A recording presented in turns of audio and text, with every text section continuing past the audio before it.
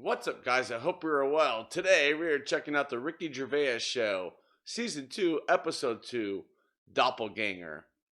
Does Karl have a doppelganger? Could that even be a thing? I don't know. Let's find out.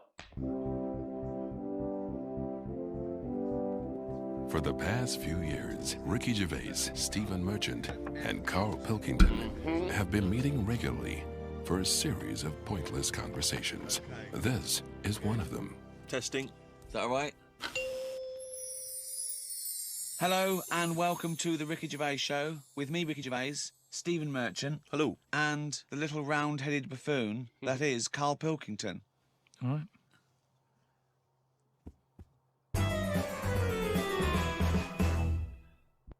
Now, Karl, I know you're fascinated by the concept of the doppelganger, of seeing someone who looks exactly like you. Yeah. Jake has emailed in. He says, Karl, if you could spend a day with an exact replica of you, okay, so somehow they've cloned you, Karl, and you've got him for one day, what would you do with this? What would you make him do? What conversation would you have with him? What would you do? Is there anything you could, how would you utilise him for one day? Well, they'd both say, I'm not bothered, and that'd be the end of conversation. What would do me head in is, does he think the same way, look the same way, exactly the same? Yeah. How would I know which one I was?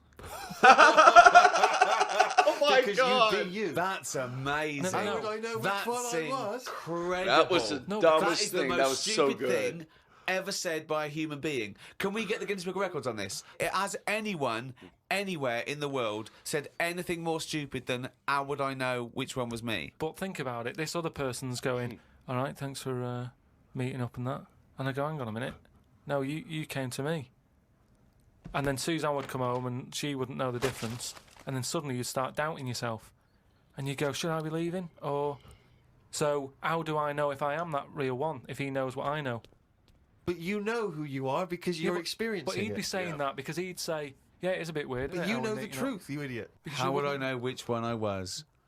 So anyway. But bear in mind, That is awesome. You could pass him off as yourself. What would you do? That needs to be on a t-shirt. Doppelganger. How do I know which one I am? Oh, gold. I like that idea. Would you play tricks? Would you, You could be in two places at once. Would you do stings? Would you do scams? No, because it would only end up getting me into trouble, won't it? Because people won't believe that there's another one like me. Otherwise, everyone would be saying that when they get caught robbing. They go, oh, it wasn't me, it was me doppelganger. It can only... I wouldn't want it, to be honest. It's a bit of a headache, isn't it? Because he could be going off, going mental, causing all sorts of trouble, and you're going, will you pack it in? And he's going, what? What are you on about? But then that wouldn't happen, would it? Because he's being me, so he'd be sat wherever I am anyway. Because he'd want to do what I want to do. So pointless. But I still wouldn't want it. It's unbelievable. That was a conversation with himself. That was amazing. That was like experiencing what it would have been like if there was two Karls. Yeah, he was having a discussion with himself. We could have left in that time and come back, and he'd be arguing still. But does this mean though that I could just sit at home and not do anything, and just send me out on? Yes. And when he's seen something happen, I'm seeing it. No. You're separate people. You're separate people. But then he's not a doppelganger then, Well, is he? you're identical twins then. You found out identical twins and he's got exactly the same input as you. I mean, it's not a real question, is it? It's just a little... Again... But I said to you the other week about twins and that, how I wouldn't like to have a twin. It's all right when you're a kid, but unless you're a Siamese twin, even they don't even look alike, do they? They're just stuck together. You don't go, oh, don't they look like each other? They have different haircuts. They don't carry that thing on, do they? Like normal twins do. Yeah. Like normal twins, the mums say have the same haircut, wear the same shirt. Siamese twins never look the same. They've just got their arse stuck together. Again, it's a dialogue in his own head. That's so it's good. Unbelievable. Okay, Karl. This is a logical conundrum. To a certain extent, there's a little bit of lateral thinking because, but there is only one right answer. Now, the pressure here isn't to get this right. The pressure is when I've told you the answer to then understand it. Because when I've explained this to people, I've laid out for them, they still can't quite get the concept. Okay, so there's two doors, Karl. Yeah. Okay. One leads to heaven, Yay. one leads to hell. Okay, they're identical. You can't tell them apart. Okay, 50-50. Right. Obviously, you want to go to heaven, I assume. Right, there's two guards, identical guards, guarding each door. Okay? Right. The one guarding hell always tells a lie. The one guarding heaven always tells the truth. I've heard this. You have to ask one question to find out which is which, and then go through the door you want. What question do you ask? I've only got one. Yeah. And what? One to both? No, one to either of them. You don't know which one's which, though. So what question do you ask? Why can't I ask, like, both of them one? Because it's Because not the rules are you can only ask one. Jeez. There aren't actually two doors labelled heaven and hell, Carl. That's a leap of imagination here. And I've definitely got to answer. I've got to ask them a question. I can't just sort of have a feel of the door to see if there's any heat or anything. They're identical. You stand a few yards away. You cannot tell from the outside of these doors which is which. What question do you ask? I can't look through the keyhole or anything. There's no Can't get anywhere keyhole. near them. Um, Let's imagine there's a small rope that prevents you from getting anywhere near, rather like outside a nightclub. Yeah. so Wow. they stood there. Yeah. They both look the same. They're both smiling, Yeah. but one of them's not really smiling. Really, he's trying to make me make a mistake, isn't he? Well, he's just going to lie when you ask him a question. If you Yeah. ask him. So what's the point in asking a question? Do I know one of them's going to lie? Yeah. But would they be neighbours like this? Would they be that close? Why? Fucking Christ. Carl, just ask I mean, a we're not sure if question. these two guys get on. Because it's illogical. Well, I'll tell you the answer. No, I want to see if he can get it. He's almost there. No, he's not almost there. What am I thinking? So- No, hang on. Right, so you go up and you Yeah. go. You Right, go. hang on. Well, look, let's imagine that. Let's imagine Ricky and I are those two guys. Okay, right? But we have to. Well, me and Steve will decide which doors we're guarding. Okay. Right. I'm. Look away, Carl. Okay Right, then. so we've decided. Okay, one of us is guarding hell and one of us is guarding heaven. Which question are you going to ask and who are you going to ask it to? Right. I'll just say to you, Steve. I'll go. Got some post for God here. That's not a question. That's a statement. Right, you've got some posts for God here. Well, that's not a question. Yeah, but maybe the Alright. question's coming. You got some posts for God here, yeah. And it needs to be signed. It's not a question. Still not a question. No, let So him finish. Maybe is it's a question. God in? Because I need him to sign for this post. Is he in? Well, I can answer that as well if you want. Go on. He's in. He's behind my door. Do you want to answer it? Well, Yes. Do you, he's want, in. do you want to get him? Just Well, no, you've only got one question. So you're asking Steve, is God in? What's the answer? Yes. Ask me. Yes. look, lads. I'm just trying to do a job here. What am I going to do with this? Well, give it to me and I'll give it to God because he's behind my door. Steve? Yeah, give it to me and I'll take it into God because he's behind my door. You're an idiot. Let me tell you the answer. I'm guarding hell, by the way. I'm the devil. Steve's God, okay? So you asked me what Steve would say if you asked him what door he was guarding, and I'm going to lie. I know he'd say heaven because he'd tell the truth, but I'm lying, so he'd say hell. So the question is, if I was to ask the other one what door he was guarding, what would he say? And whatever the person answers is the door they're guarding. Steve, what door are you looking after? Well, Heaven. yeah. Why should I believe you? Because you don't know. No, that doesn't work. Because you asked me the same, and I'd say Oh heaven my as well. God. Right, so who do I believe? Aggravating. This is where you use your gut feeling, though, isn't it? This is what life's... Well, as opposed to the pure logic that Ricky's just used. I just think because there's a lot of questions in life where you don't know the answer and you go, do you know what? I don't like the look of him. So, They're identical. yeah, but they're still identical twins. You always get a little snidey one. It's true. Oh, chimpanzee, that he's written it down. Oh no! Here we go. Yeah, buddy. Here we go. That's the jingle there for Carl's diary. Here we are. Spoke to Ricky and his friend Glyn about art. I just don't get it.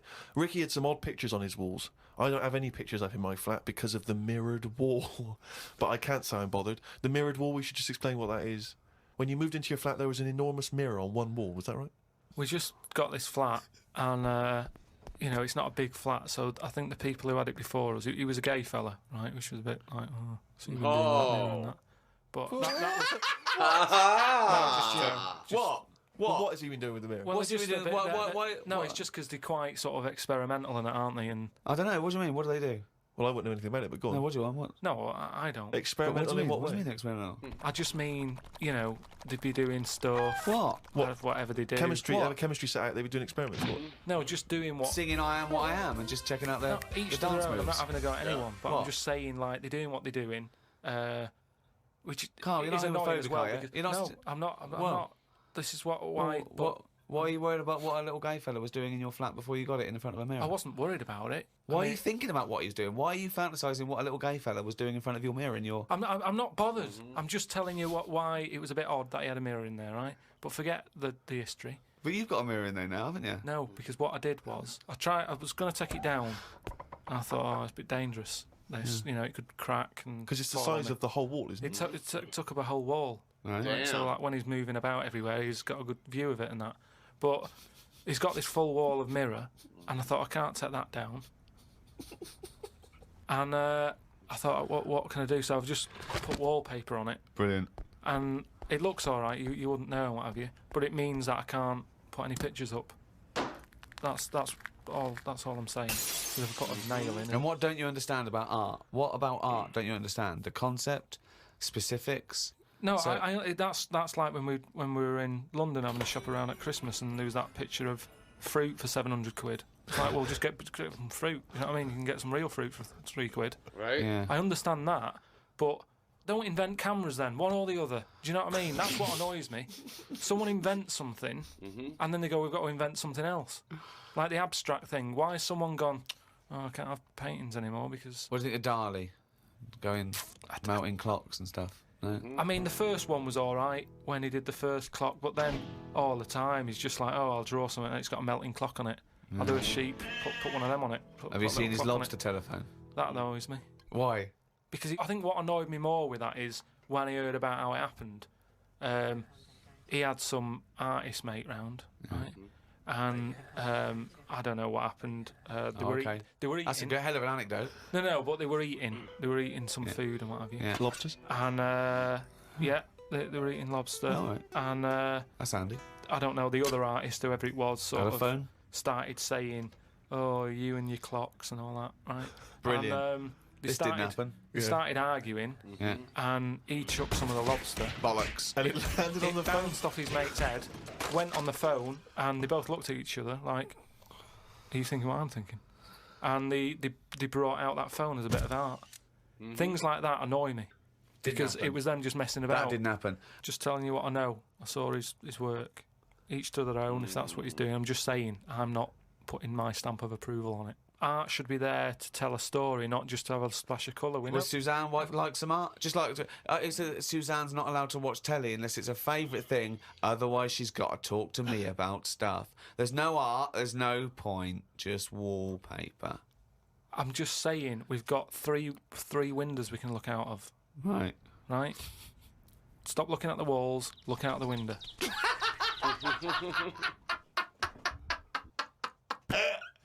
My mum phoned and said that my Auntie Nora, the classic Auntie Nora, wanted me to look on the internet to find out what the weather would be like in Spain at the end of November. I don't know where she gets her money from. 2 months ago, she was asking me dad how much it would be to get her back garden astroturfed because she's sick and tired of the grass getting out of What does hand. she want to do? Start a football team? What does she want to back garden AstroTurf? She Right. likes the sort of green look, but she doesn't like the headache that comes with it. So she's just looking into getting that false grass put in there. Brilliant. Don't know how much it is. But. Went round to Ricky's and had some chicken curry that Ricky's girlfriend Jane had made. Ricky and Jane were going on holiday for a few days and had arranged for Glyn to come in and make sure the cat was okay while they were away. I'm sick of that cat. I was surprised that they hadn't paid for the little shit to go away with them on first class. Blimey, getting a bit vitriolic in the Why doesn't he like the fact that I've got a cat and I love the cat? Why? Yeah. It's Why? just everything in that house that you've got gets sort of special treatment, and it's a cat, and it What do you mean annoys you get me. special treatment? Sometimes We put food down for it, and sometimes it gets on our lap and we stroke it. You don't just stroke it. We're You not saying massage it. You massage its back. You go, no, you're stressed out. Well, no, You're it's stressed good. out." No, I'm not saying you stressed out. At no point did I say you stressed out. You said, "What the fuck are you doing for? Is it stressed out or something?" I like touching my cat. To be honest with you, I don't like Ricky's cat. I can't believe Because every time I go around there, it goes straight from the ghoulies. The lizard thing you've got, it's just sat there. You've bought it a big box my God. right, to be in. Right, And the one, last it's a one- salamander, Okay. so it's an amphibian. It's Yeah. not a box, it's a big vivarium. Yeah, but what I'm saying And is, as it and if you're going to criticise someone for just sitting there got having my a round kitty. head and doing nothing with its life, people who live in glass houses, No, we've but done this do one. you know what gets me though, right, Steve? When I was there, I was looking at it and I thought, is it dead? Right, because he's just sat there. Like, And it was thinking exactly the same fucking It's sat thing. there, not moving, right? And then on the top of the box is like a box full of crickets and stuff. That's it's its food. Yeah. Right? But they were more active than the thing that it was going to feed. Get rid of the lizards. Keep them in there. More entertainment. Yeah, right. Don't understand it. I got pet crickets. A few months back, a girl who was having a kid showed me one of them scans of the kid that was in her. That's science gone mad, innit? I couldn't think of anything nice to say as it looked like a frog. Wow. Do you know why we've got to that point? Why have we got to see something that young? Why? Because people can keep an eye on the progress of the baby in the womb. Yeah, but why are they printing it out and stuff? Surely that's for a doctor to see. Well, that's just an added bonus for people who are interested in such But things. that's like saying, why do you take pictures of anything? No, but what I mean is, why? At what point are we going to stop? Are we going to start sort of X-raying the fella's testicles and saying, well, there it is at a really young age? Well, where are we going to stop? It's just horses for courses, isn't it? Some people like to have a record of their baby in the womb. They like to show their baby. They're excited about it. They sit down and they show the friends the slideshow. That's the birth. Oh, that's the conception. Oh, look, Ron's going a bit mad there, isn't he? But why do I need to see this? This is what I'm saying. It was an awkward situation because she was happy with it. I was like, oh, God. Do you know what I mean? It was an odd-looking thing. I couldn't say, oh, it looks like you, because that would be a diss. Well, Rick, you're not the only one who's been away. I know you've been off working, but I, at long last, have taken a bit of leisure time. Go on. And you've probably heard of the Rio de Janeiro Carnival, only one of the hottest events in the world calendar. Yeah. Imagine me down there. Oh, Rio, God. you can imagine, did not know what hit it. Oh, God almighty. Were you like Paul the Party Animal Parker? He would not have been able to keep up if he was with me. God, what did you do? What did you get up to? Oh, let me tell you right now. Day one, I almost drowned. Day two, I got a foot infection and spent the day in the hospital. And the rest of the time, I had diarrhea. So that was a hell of a time. Carnival. Yeah. I did. I was able to Carnival. watch some of the carnival on TV, and it looked brilliant. It looked Did it? amazing. I didn't actually. It was difficult to make out because the TV wasn't actually in my room. Because in an effort to save money, I wasn't staying in a hotel. I was staying with a bunch of other people in some kind of like someone's flat that they let out, and so I had to watch the TV like from my window, watching a neighbour's TV. And of course, when they change the channel, often during the juicy bits, I couldn't see anything. And but it looked really good.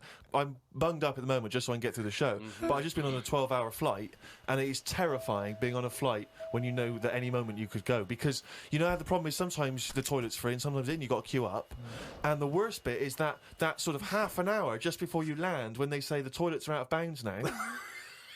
I tell you, I went twice before that in quick succession. The woman sat next to the toilet. She didn't know what was going on, the noises and stuff in there. And I was really panicky. Oh, Christ. And so of course then on the whole flight, as we're landing, I'm really petrified because I'm thinking I packed a pair of underpants and jeans in the bag in the holdall. Just in case it all went. And I was really, because I hate flying anyway, and I hate landing because it's the most terrifying moment of the journey. Then it really was rumbling, and I was thinking, I got to get out of here. Of course, you know when you're in a hurry, everything makes you angry. The little old lady in front of me who's just hobbling along off the gangplank. Go away! You know, just really annoying. With your bad hips and your Yeah, bad and your legs. Zimmer frame. I know you've been through a war, but get out of my way. Yeah. And just anyone who kind of even passes you, you just, and so I managed to get there just in time, got into and it all went off. Man alive, it was grim. But that was not anything compared with the first couple of days. Because the first day I went for a walk. Ipswich Beach is famous for just the beautiful, beautiful people that gather there. There's so many beautiful women in Rio. It made me angry.